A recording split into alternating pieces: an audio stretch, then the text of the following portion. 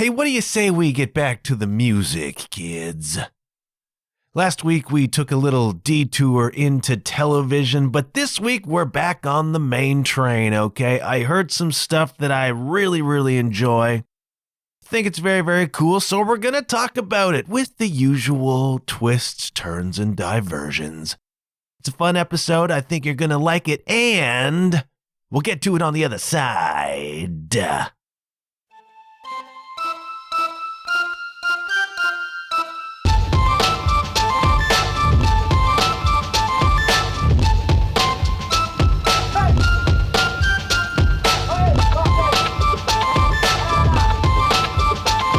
Hello, you're listening to the John Huff Podcast. Oh, yay. I heard some stuff this week that I really like. I heard some music this week that I really like, and I will tell you honestly, that does not happen as often as you might expect. Now, I sample a lot of new music because this podcast is fundamentally anchored by music. Me being a musician after all. Or a drummer, insert your jokes here. The two are not always considered the same. And you know, drummers are cool enough that we just let that slide, man. Haters gonna hate. I heard some stuff that I really like this week, and that's not all that common, all right? I listen to a lot of new music, and the YouTube algorithm, YouTube is where I find it. And every week, I compile a little watch later list, you know? So it's like I'm in my travels. Usually I'm getting football transfer updates, rumors, and speculation. Completely empty, most of it, but compelling to those of us who are hooked, you know, hip deep in the football world. That's soccer to most of you over here. But the YouTube algorithm serves up new stuff, and most of it's rock music because that tends to be what I listen to. And so that's what YouTube thinks I want to hear. That's going to change based on some of what I've been listening to this week. But I hear a lot of new rock music, and most of it doesn't do all that much for me. That is not a judgment, all right? That is not me bagging on anybody.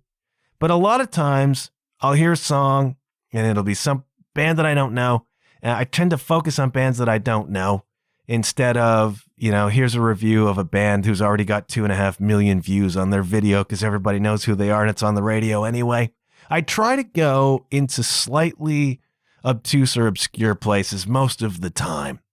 You know, just delivering new music. And in a lot of cases, I'm doing that on behalf of bands and artists that may not have a huge following yet. I feel as though that's in some way a service to those artists and perhaps a service to you, the music listening public that likes to be hip to the new stuff, you know? This is us discovering that music together. I'll hear a new rock song, and I'll hear the opening guitar riff, and I'll think, that's cool. And then they'll go into the verse or whatever, and I'll think, yeah, don't mind that. I don't talk about stuff on here that I don't really like. And I set a very high bar. You know, I have my personal, I was about to call it my personal weekly Gong Show. Do you remember the Gong Show? This was a variety show, game show that ran, I don't know, the 70s. It seems to me I remember watching the Gong Show live, so it must have been the 70s, 60s, 70s. I was not around in the 60s, but maybe it ran into the 70s.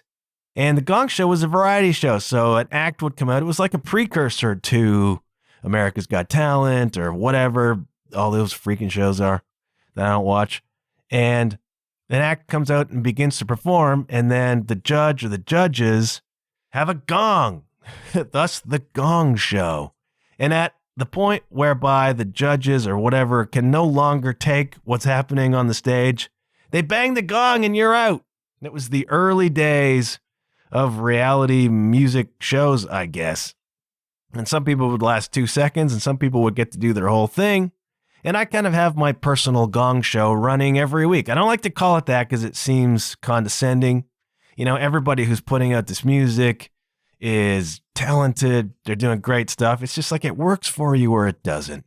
So a lot of times it's like a band will get 30 seconds into the song and I'm just like, yeah, nah, not really doing it for me. And I hit click to the next one. It's like the click show. It's the click show, man. Every week I do a click show, and some bands make it 2 minutes and some only last a few seconds. And a lot of times it'll be like, oh, the music is banging, and then the voice will come in, and I'm somewhat particular about voices. I've talked before about how a lot of the screamo stuff or a lot of the death or black metal stuff with that kind of vomiting into the microphone vocal style, a lot of people really dig that. Again, this is not a judgment. It just doesn't do a lot for me. So the music might be crushing, right? And then the vocal will come in and be like, nah, click. And the click show goes on, And most of what I hear does not make it to the podcast because. And it doesn't mean there's not a lot of really good rock music happening. There is. Rock is by no means dead, man. Go on the YouTube. Begin to train the algorithm to shuttle new rock music at you, and it's everywhere. Rock, metal, black metal, death, power metal stuff. It's all happening out there, but a lot of it doesn't really do it for me. Now, I can't say that all of it doesn't, because if you go back over the last, 10 episodes or so, we've been dropping some great rock music that's happening, all right? But it's rare for anything to really grab me by the face, and that's why I get excited when something does. And this week, kids, something grabbed me by the face, and that is the brand new song, Psychos, by Jenny Lewis, all right? Jenny Lewis, who some of you may know, she's been around a long time, and Jenny Lewis is a Hollywood story. Jenny Lewis is one of these artists who, when you look at her life story, you're like, that's a biopic, That is, if you can even believe it, right?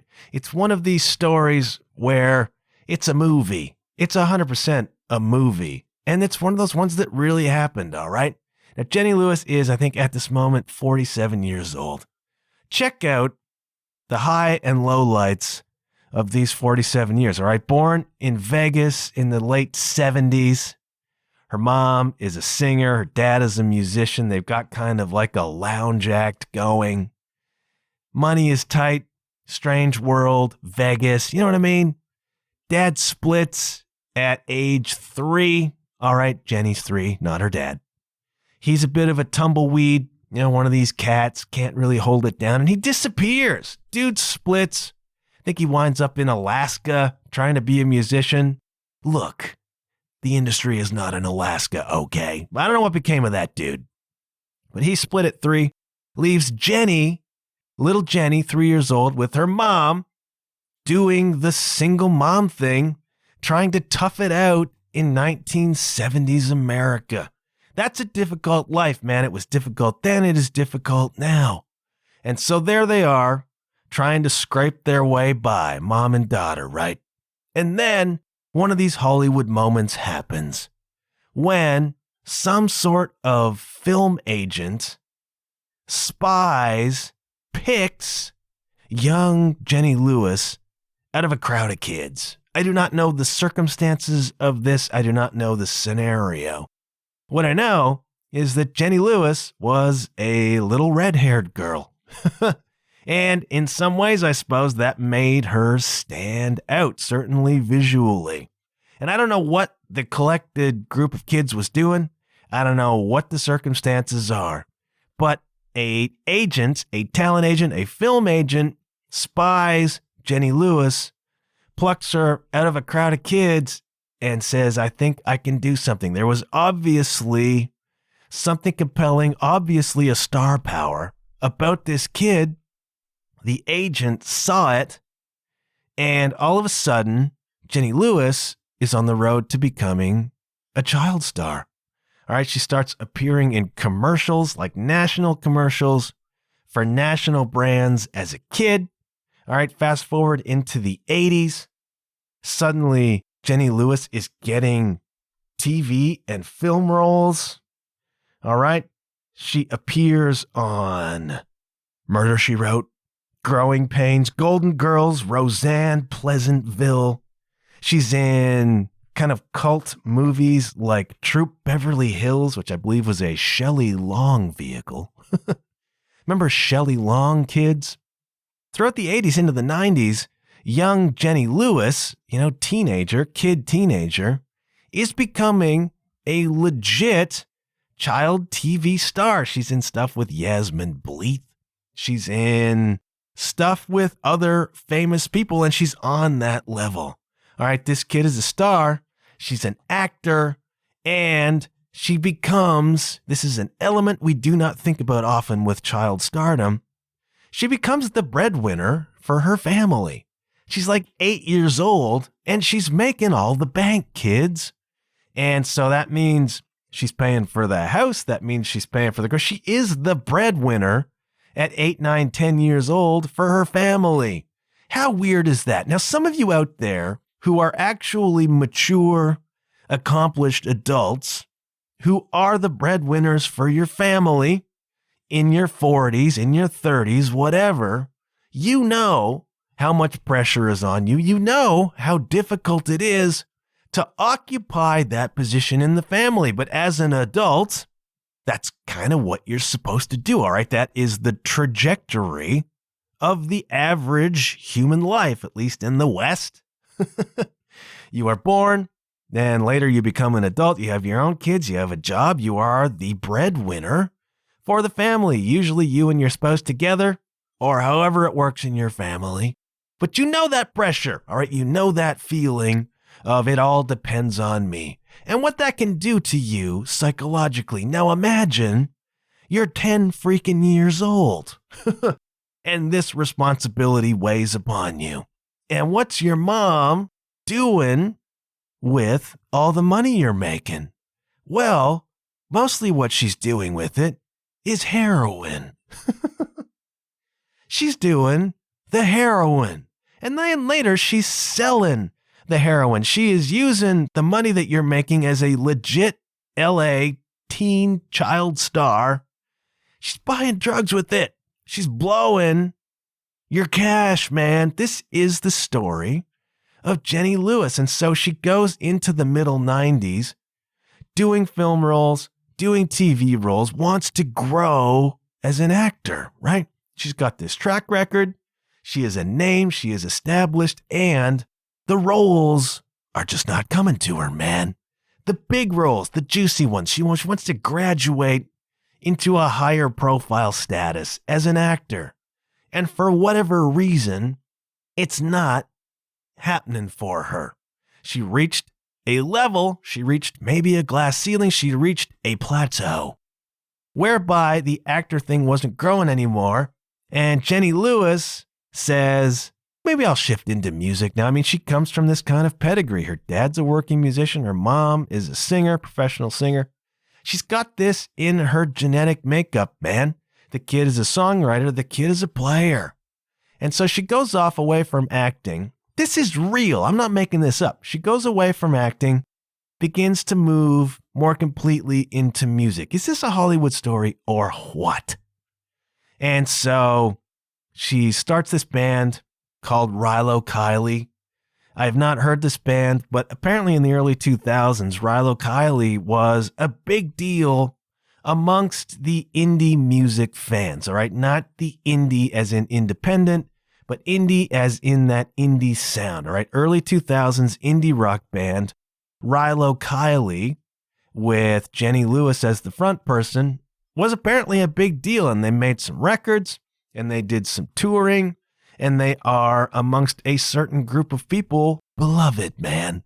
Rilo Kiley was a big deal, and then you fast forward a little bit, and Ben Gibbard of Death Cab for Cutie fame, favorite band of mine, gets wind of Jenny Lewis, and he's working on this side project called the Postal Service, right? Kind of an electro thing, electro pop kind of thing. It's like, I need a female vocalist to do some work with the Postal Service. Picks up Jenny Lewis. So she joins Ben Gibbard on that. She's in the Postal Service for a while. And then at a certain point, I do not know the whole trajectory here. At a certain point, people around her look at Jenny Lewis and they're like, you know what? The star is you, man. The star power is you. And we think you ought to make a solo record. And so she does that. And it's released to real critical acclaim, begins to find an audience, and then she releases another solo record. And we're jumping ahead here, But she begins to develop this legit career as the solo artist Jenny Lewis, right? And she becomes buddies with Harry Styles, and Harry Styles takes her out on the road. She's opening for Harry Styles in arenas. I don't know why Harry Styles plays. I don't get it.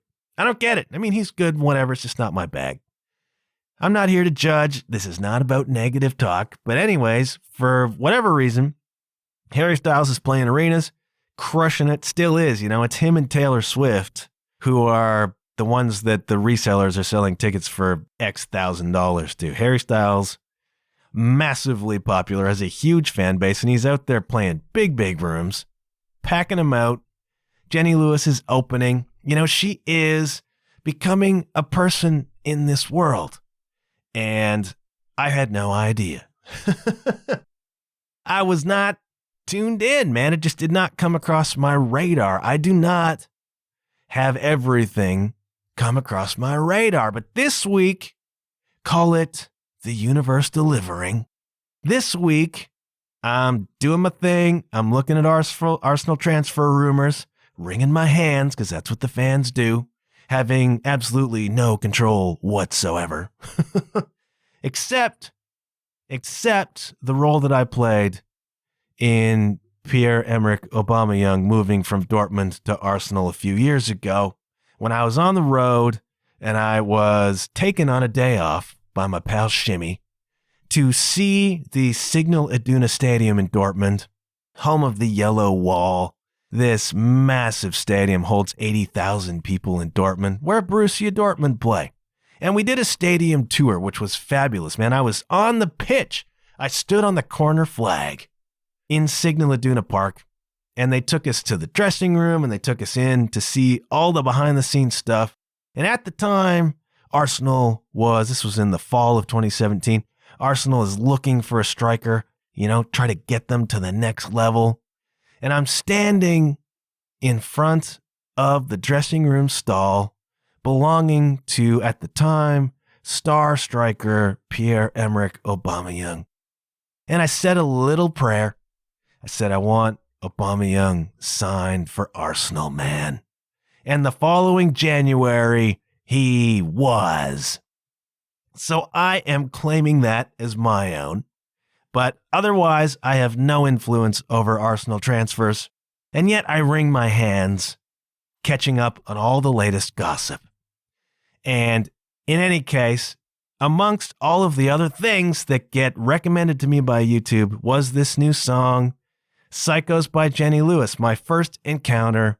And I gotta tell you, man, I listened to about 5 seconds and I was just like, oh, I love this already. I love this already. You know, a lot of the time I hear the opening riff of a rock song. I think that's cool. They get into the first verse. That's cool. And then the chorus falls flat. Or the vocals don't quite work for me. Or it never quite ascends to the level it might, that I hope it will when I hear that opening riff. And then it turns out the opening riff is the best part. And I get a dose of curiosity when the song starts. And then it kind of falls off. But in this case, again, I listened to about 5 seconds. And I said out loud, oh, I love this already. And I do. All right, it is Americana style. And I don't know when I became an Americana kind of person. I really don't know when this happened. I mean, I look at Sarah Harmer, when I really kind of twigged to her back around the year 2000. I knew of her before that because she was in Weeping Tile. And we had their song Dogs and Thunder, which is a great song, which was on a compilation of some sort. And I don't know. Because when I started dating my spouse or significant other, she was a big fan of Indigo Girls, big fan of Enya, some of this stuff. And so I began to branch off from the metal. At that point in time, began to be introduced to new styles of music. And this is not new, all right? I loved big band. I still love big band. I did all the way through. I like classical music. You know, when I was growing up, there was a lot of gospel quartets I liked, kids, because that was my exposure. I know that's not super hip, but I learned a lot about vocal harmonies, okay? So it's not always been all metal all the time, but there was a point when I was a teenager when there was an argument happening about what to listen to, and somebody else suggested whatever, and I poo-pooed that. I poo-pooed it. And somebody said, all you like is metal. And at the time, maybe that was true. But at a certain point, maybe I matured. Maybe I grew up and became more open to different styles. But I got into the Indigo Girls, who I really, really love. And I was exposed throughout my university days to bands like the Archers of Loaf, which is so not Americana, but is different from the metal. And Face to Face and some of this other stuff, the Weaker Thans. And at a certain point in time, I began to really develop a taste and an affection for this Americana style, man. Hey, I always liked me some Tom Petty, all right? And I liked Wings. Some of the stuff I've talked about is grocery store music. That was not metal, and I dug it, man. I feel a good song. I feel an effective song, whatever genre it might be in, all right? So what we've got with the new Jenny Lewis song, with the new Jenny Lewis album, which is called Joy All, and I have not listened to it yet. Intentionally, I'm laying off it. Because a lot of times what happens to me is I'll hear the first song from a record and it'll nail me. And I'll be like, oh, this is great. And then I'll go check out the rest of the album and nothing else will reach that high. And I did not want to come into this episode with my impressions of the whole album tainted. I did not want that. So I hung with just the song Psychos. And it sounds like Fleetwood Mac. And that's the thing. It's like you're always going to get me if you sound like Fleetwood Mac. Whatever comes along and has that kind of vibe to it is going to hit me. Thus, Daisy Jones and the Six. And there's a real weird correlation here because Jenny Lewis looks like Daisy Jones. Yeah, I don't know if you've seen Daisy Jones and the Six yet. I've already talked about that in an earlier episode. It was a fabulous series and I really, really loved it. Even though I wanted to kill everybody in the freaking band. The way that, without giving too much away, the way that thing works is it's documentary style, all right? So a lot of the drama that we see, a lot of the action that we see is actually flashback, all right? And so they are interviewing the members of the band, the people involved in the story, many years later, and they are flashing back to the 70s. But you come up to what is supposed to be contemporary Daisy Jones, and she be in like her 40s, she looks like Jenny Lewis. They look very, very similar, and they sound very, very similar. So I'm making this connection, and I really like Daisy Jones and the Six musically because it's got a Fleetwood Mac vibe. And if you come at me with a Fleetwood Mac vibe, I'm just going to dig it, man. And so right from the opening chords, acoustic guitar, drums, a bit of lap steel or pedal steel. I don't know the difference between lap steel and pedal steel. I just know that in Americana songs and in country songs, you get a lot of the vibe of one or the other. And it makes an enormous difference to the way a song feels. Like when we play covers, in whatever bands I'm in, when we play covers and the song we're covering has lap or pedal in it, you really notice it. I do, at least. You really notice it not there when you play that because we don't have a lap or pedal steel player in the band, whatever band it might be. I really notice its absence, But it is a trope. It is part of that kind of Americana sound. All right. So this Jenny Lewis song is a little bit Fleetwood Mac. That sounds like Dreams. Sounds like Dreams to me. It's got a similar vibe to Dreams by Fleetwood Mac, which is an all-time freaking classic, which I have played with several different acts in my life, and I'm about to play with another one. It's one of those freaking songs, man. And it's got a Daisy Jones and the Six vibe, and it's got a Lucinda Williams vibe. Are you catching any of this? Are you getting the vibe I'm going for here? The critics are describing Jenny Lewis's new record, Joy All, as easygoing. And when I hear the opening chords to Psychos, what comes to my mind is breezy. It's breezy. It's like a fun Americana, kind of a summertime song with a Fleetwood Mac vibe in it. And it just caught me right away. Just the way the chords work, the way the song sounds, the groove on it. It's dancey, and it just puts me in a time and place, I think. And it's just a great song. It's so rare. Given how much music I listen to, the percentage of the new songs that I check out that really grab me and don't let go is very, very, very low. All right. But this tune by Jenny Lewis did it.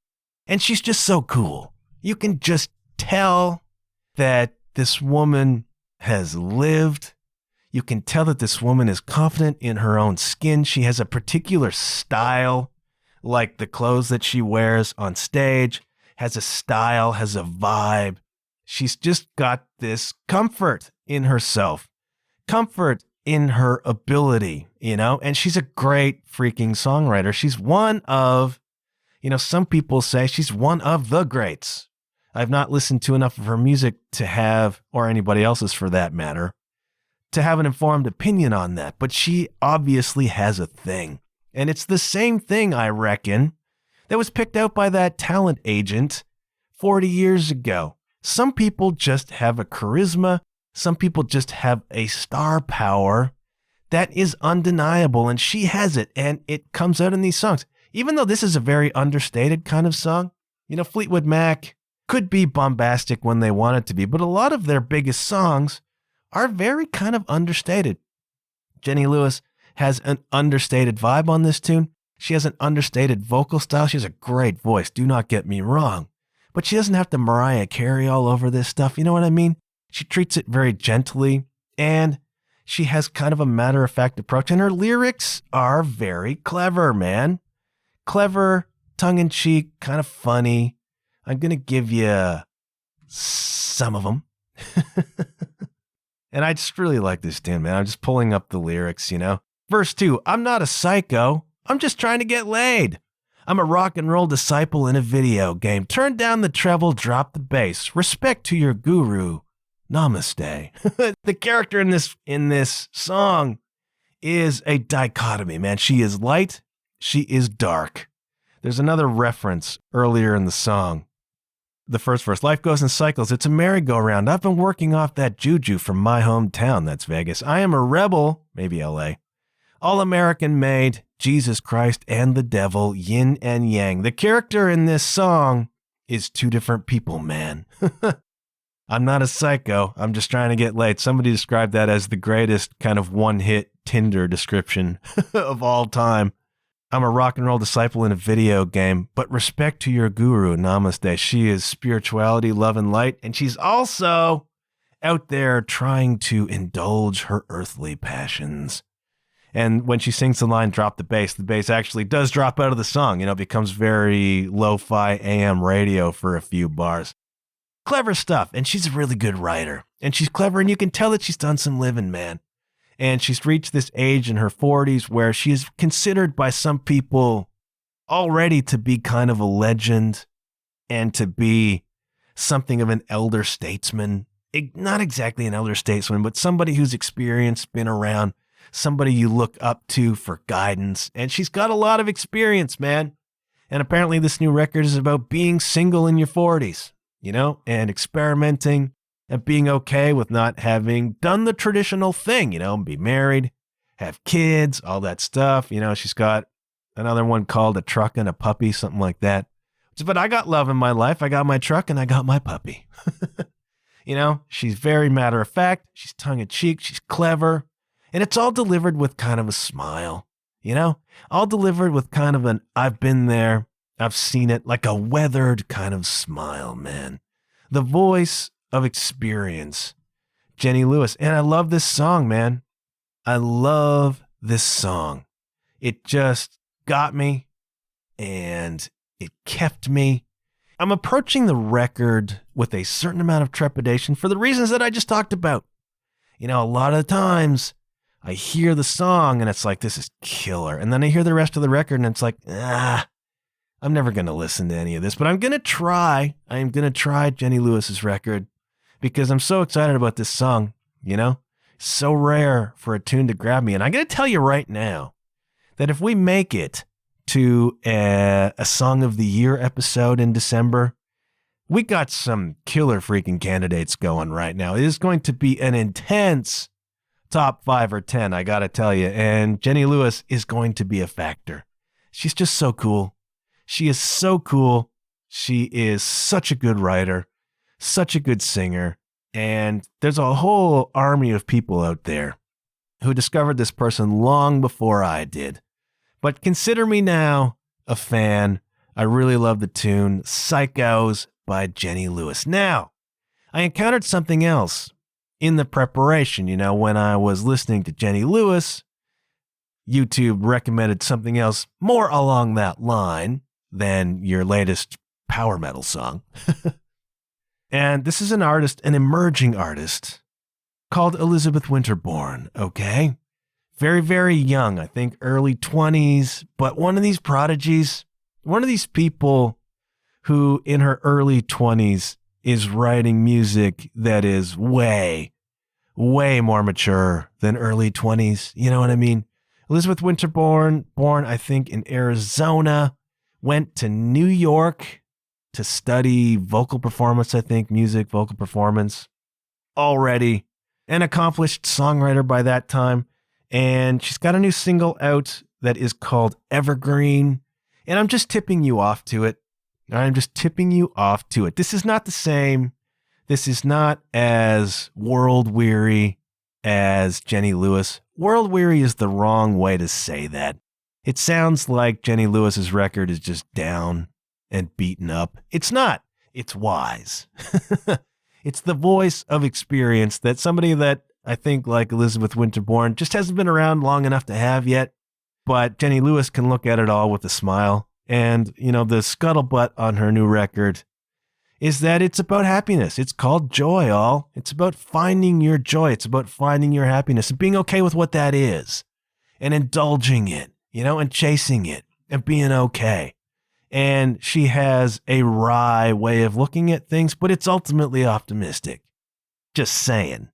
Elizabeth Winterbourne, the song Evergreen, it is kind of folk pop, pop folk, dream pop, dream folk. I don't know how you subgenre the subgenres, but it's a song that is acoustic guitar with some kind of percussive effects on it, like some clacks in it, that kind of thing. Very moody, very atmospheric, and I have no idea what it's about. I have no idea what the song is about. It's lyrics that are open to interpretation. And I was there by the mountainside, and I watched the rain fall from me. And the beautiful way she died, I still feel it on my skin, blowing in the wind. This evergreen, it has me, and I'm never going back again. And I don't know what it's about. I was there watching the fire as the embers fell upon us all and colored me a liar. I still feel it on my skin, blowing in the wind. This evergreen, it has me, and I'm never going back. This evergreen, it has me, and I'm never going back again. This is not music, by the way, that was written for dudes about to turn 50. Just saying I'm not the target market for this, but it doesn't matter. All right, good music. I am not qualified to judge good music or bad music, though I do it privately all the time. Music that affects you is music that affects you. It does not matter your age or your category. This tune by Elizabeth Winterbourne is mature, it's dark, it's sad, it's earnest. It's an earnest song by a young artist who is genuinely an artist, someone who has real freaking talent, all right? This is a person to keep an eye on, all right? Her following, I think, is beginning to grow, and as it should. You know, in an age when we have so many pop stars just trotting out the latest empty, salacious, titillating thing, and I'm not trying to sound like an old man. I get frustrated by lowest common denominator stuff. It's refreshing to see an artist like Elizabeth Winterbourne come out writing really heartfelt, really emotive, really mature songs that are also just really beautiful. You know? It's not like it's just dark poetry of an angsty teenager. It's not that. It's beautiful. It's melodic. It's earnest. It's a really lovely song, and I think she's an artist of enormous potential. And you should check her out, okay? Elizabeth Winterborn. And keep an eye on it. She's actually playing in Toronto in July. I want to say Canada Day, July 1, at the Handlebar in T-Dot. So if you're around Toronto and you are not doing traditional Canada Day celebrations, drop by the Handlebar and I think you can see Elizabeth Winterborn play. I'm pretty sure that I have played the Handlebar. It's coming to me. I feel like Carly and I played the Handlebar one time. Canadian Music Week, maybe. I feel like that was that the anyways, I've played the Handlebar. Cool, right? You can go see Elizabeth Winterborn there. She's really good. She's got a really nice voice. It's a voice that sounds familiar, I think, of an early 20s folk pop singer. But again, it's understated. You know, there's so much bombast. In pop music especially, there's so much it grates on you how freaking loud people are singing. Stop yelling at me. Stop with all the freaking notes. Just back off. Just ease up, kids. You know? Like some of your major league songstresses just belting all the time. It's like, we get it. We get it. You got a big, powerful voice. You can hit a lot of notes. That's cool. Can you just ease off the throttle a little bit? Then you get Jenny Lewis. Then you get Elizabeth Winterborn, people who sing with a certain amount of subtlety, gentleness, beautiful voices, capable of more bombast than they're giving you, but mature enough to back off of that and just deliver the song in an evocative way. And she does that. This is really, really good. She's an artist to watch, so do that, okay? Elizabeth Winterborn, I will put that song and Jenny Lewis's song, of course, on the John Huff podcast, referenced on the podcast playlist 2023 on Spotify. We're accumulating a lot of compelling music there, kids. Go and freaking listen. I also have a YouTube playlist, which is, again, referenced on the podcast 2023. So I put the music videos there if they exist for these songs. So if you're more of a YouTube person, you want to go and watch or listen there, you can find the music I talk about there on that playlist. Find John Huff Podcast on the YouTube. Smash that like button and, follow along, okay? And that seems like a perfect segue into the Patreon plug. Yes, there is a Patreon page for this podcast. If you are getting something from what I'm doing here, if you are being educated, entertained, inspired, if you are learning about new music, if you are having cockles warmed, if you just like hearing a friendly voice once a week in your ear holes, if you are eschewing the news and the vitriol and the anger, and you enjoy coming here for an hour once a week just to hear maybe the lighter side, maybe the more positive stuff, less of the anger, and you're getting something from that, please do consider supporting on Patreon, okay? I have one membership tier. It is $5 a month. You can think of it, as I always say, of tipping me $1.25 for each episode that I do. If you think to yourself, this is worth $1.25 to me, then please consider John Huff Podcast on Patreon. That is patreon.com/John Huff Podcast. I so appreciate you doing that. Those of you who have so far, thank you so much. Please consider that if you're getting something from the show. Don't want to do that? That's cool. The podcast will remain free and accessible where you enjoy fine podcasts. You can help me by sharing. Word of mouth is still the best advertising, all right? Your friends and family trust you, kids. They trust your judgment on these matters. And so if you like this show, go tell somebody, as King's X said, man. Follow me on the socials, Instagram, Facebook, the TikTok. Share the episodes. Tell your friends. Please consider leaving me a rating and review. I have not had a new rating and review for a long dang time. Warms my cockles if I see a new 5-star rating, and a review just makes my week, kids. So please consider, on your preferred podcast platform, leaving me a rating and review, preferably a positive one. And hey, if I like it, I'll read it out on the show, okay? Quid pro quo. I have merch, john-huff.com/shop. Great t-shirts there designed by some of the listeners of this podcast and yours truly. I got mugs there. Mugs are cool, right? You can represent. My boy Cam, my nephew, wore one of my t-shirts onto the golf course just this week. Hey, representing out there, man. Thank you for doing that, Cam. Thank you, everyone who has purchased merch, who has supported the show, who has sent me a little note to say I like what you're doing, who has made a music recommendation, whatever. Thank you all for contributing to the program, okay? Patreon.com/JohnHuffPodcast. And thank you ever so kindly. One more thing before we go. I know that most of you listen to each of my episodes multiple times. And who could blame you? I mean, there's just so much to digest here. But you can't be listening to me 24/7.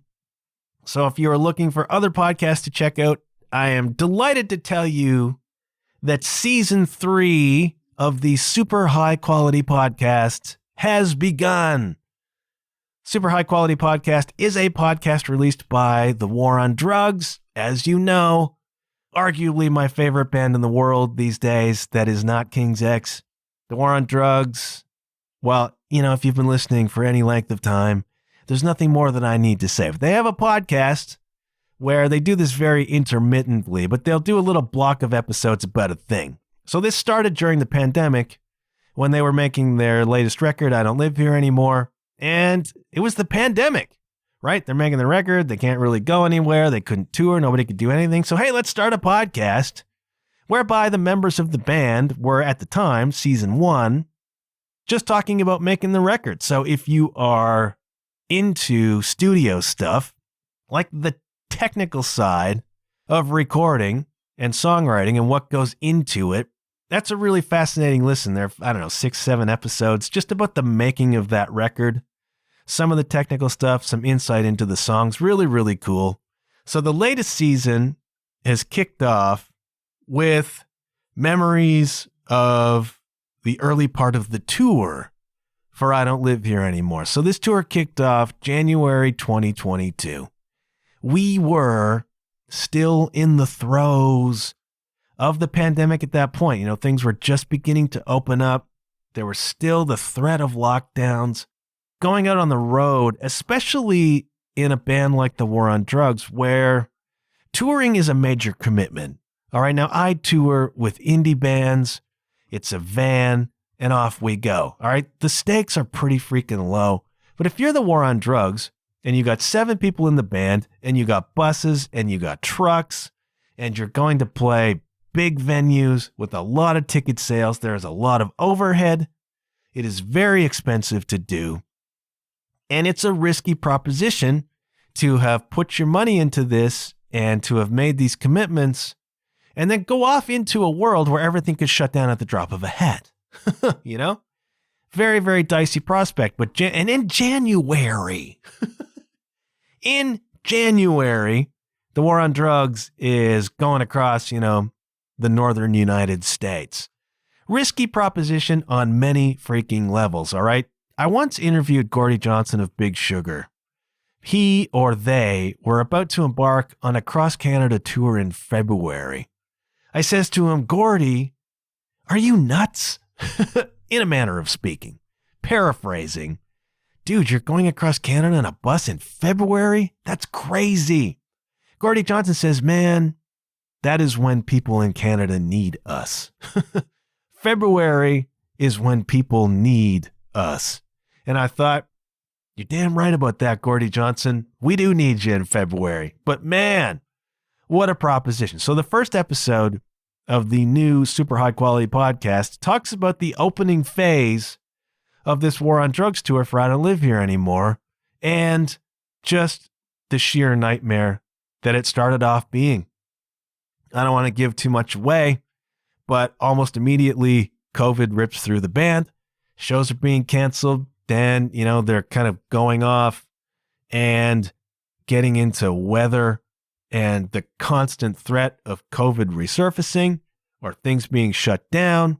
And I was on tour with Sarah in the fall of 2021, all right, a couple months before the War on Drugs embarked on this. Europe was opening up at the time, but there was a specter, there was a shadow. There was the ever-present threat of COVID. People were still masking in some places. The Netherlands was a free-for-all, no masks there. Ho-ho! Taking your life in your hands, kids. God love the Dutch. I can say that because I am one. But there are people masking in Germany. There are people masking here and there. And we had to get, tests done to get on the plane to come home. And it was like, what's the contingency plan? If one or all of us test positive coming home, what are we going to do? Like, there was the ever-present threat of COVID effing up your tour, man. And it was a specter. It was a presence. It was something that I, an empath, could feel as we were out there playing the gigs and traveling around. Now, we know about my anxiety and how it blew up during the pandemic, and then going on the road had this extra veneer of anxiety. I was jumpy, I was irritable, I was emotional. It was a really difficult thing to be on tour with COVID going around. There are forest fires happening right now in Northern Ontario. And I can remember a few years ago being in Northern Ontario pre-pandemic, playing shows up there, and there was a big forest fire within range. Right? You could smell it in the air. It was this presence. And you could tell amongst the locals that there was just looks of understanding being shared between them. Like, if the fire jumps the highway, we're out of here. And there was this constant kind of vigilance. There was this constant kind of awareness of a dark and dangerous presence out there somewhere. Touring in 2021 felt that way. For me, at least. The pandemic existed out there somewhere, and maybe in your hotel. You know what I mean? And it was a creepy thing. And so the war on drugs is experiencing that too, but at a much bigger level, at much higher stakes. And so the Super High Quality Podcast is really interesting to listen to if you are a fan of that band, if you're simply a fan of live music, or if you are interested in the nuts and bolts, the behind the scenes of touring. And they are not huge commitments, these episodes. They're 20 minutes, they're half an hour. Really insightful, really, really interesting. So I'm recommending the Super High Quality Podcast, Season 3, The War on Drugs. Really, really fascinating stuff. For all you musicians and music lovers out there, okay. Let's just do it. Let's just cut it off, man. Let's just shutting up right now. I want to thank you for coming this far. Please do remember, good things happen when you put yourself out there. I'm feeling just now a deep affection for all of you. Thank you for listening. Thank you for supporting this program. I very much appreciate it. I am going to go now because I got stuff going on. I'm about to embark on a renovation that has me very intimidated. More about that later. Until then, kids, please do take care of yourselves. And hey, I'll check you later. Yeah.